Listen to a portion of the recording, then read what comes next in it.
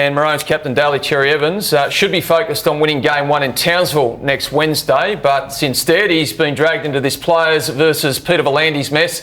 Daly reached out to Paul Kent today to tell his side of the story, and he joins us now. Daly, welcome to NRL 360. Now, it's been speculated that you are the player behind this move to oust ARL Commission Chairman Peter Vlandy. Is that the case?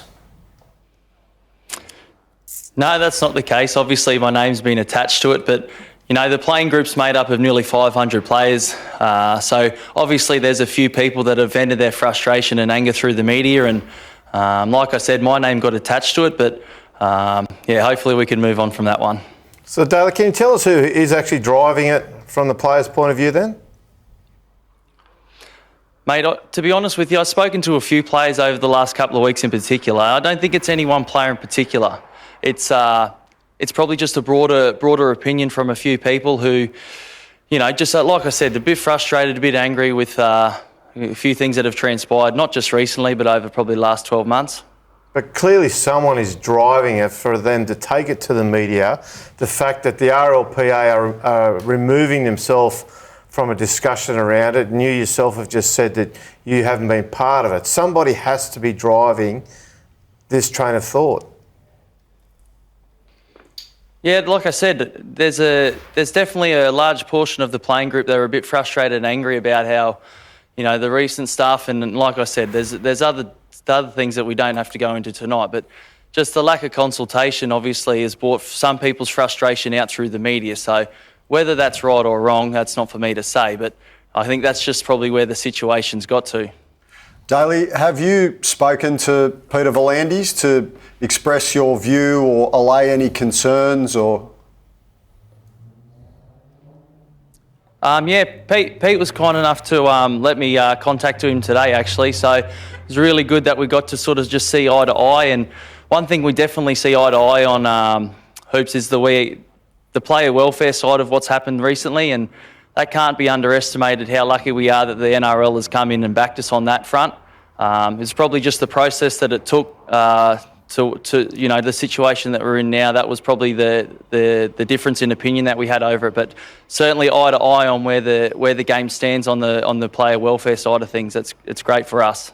So Daly, if everybody's eye to eye, why are you, as the General President of the Players Association, so the most senior player in the game at the RLPA, Clinton Newton, the Chief Executive of the RLPA, why do you guys not know what's going on among the playing group, or who's driving this and what the agenda is actually trying to achieve? Because there's no doubt that this is damaging for the game. The fact that the RLPA and the players, almost like spot fires around the game, are continuing to resist the NRL's change in the Headeye crackdown, which is all intended to make the game safer for you guys. There's nobody else that wins out of this other than the players. Yeah, look, I guess to answer part of the question, I can't control what people are saying in the media, mate, and you know, hopefully we can get a bit more aligned on how we are presenting ourselves through the media. You know, don't get me wrong, we don't get it right all the time as players when it comes to that sort of stuff. And, you know, I guess generally in the game we don't get it right sometimes as well. But, you know, we have seen eye to eye when it comes to the player welfare side of things. But like I sort of touched on, it was the implementation of it. That's the part that sort of brought it a little bit sort of harder for us to understand, because we felt like it was directly impacting the game that we were playing. Daly, I believe that the Players Advisory Group are going to get on a call tonight, or very soon anyway. What do you want to get out of that as a playing group, and what do you want to do moving forward?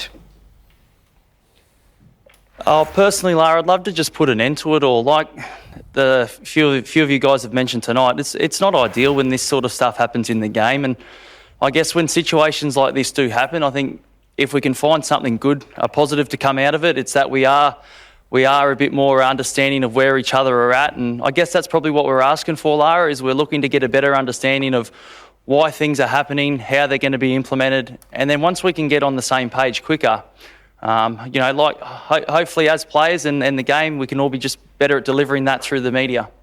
When you spoke to Peter Vlandy today, Daly, did you get any reassurances from him that maybe going forward there will be more consultation with the players? No, we didn't touch on that, Lara. So no, we didn't go too far into detail. I just wanted to clear the air with Peter. Like I said, there was a fair bit of it being, I guess, pushed in my direction, that it was sort of a personal agenda that was being driven. So hopefully after tonight, people can understand that I was just voicing probably some more frustrated and angry players' concerns within the playing group. But there was there's never been anything personal between myself or anyone within the game and the hierarchy, who I've got a lot of respect for. Do you support the NRL crackdown on the head-eye tackles? Yeah, I do. Like I said before, they've got our best interests at heart. So when it comes to, head knocks, concussions and stuff like that, that's, you just can't muck around with that anymore. So I think that's a great move. Obviously, like I said, we'll keep going around in circles here, but just was the way they implemented it was obviously, we felt like that was the hardest part to deal with on the run. So what do you say to the players then, who are continuing to say the game's going soft, the fans as well, game's going soft, this isn't the game I grew up with, if we keep going this way we'll be playing Oztag. What do you say to those people, and what do you say to the players about getting behind this crackdown now and actually trying to say, you know what guys, let's take one for the team here and let's show everybody that we can actually get on board, adjust the way we tackle, move into the next part of the phase of this game and actually make it safer for people? Yeah, you got a good point there, Kenny, to be honest with you. We do have to be better in understanding what's happening within the game.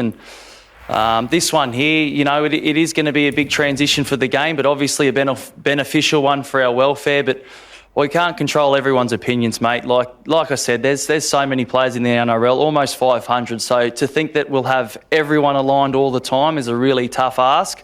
But like I said, if we can get the majority to align, especially with the NRL, who have our best interests at heart, and that's going to help us for sure.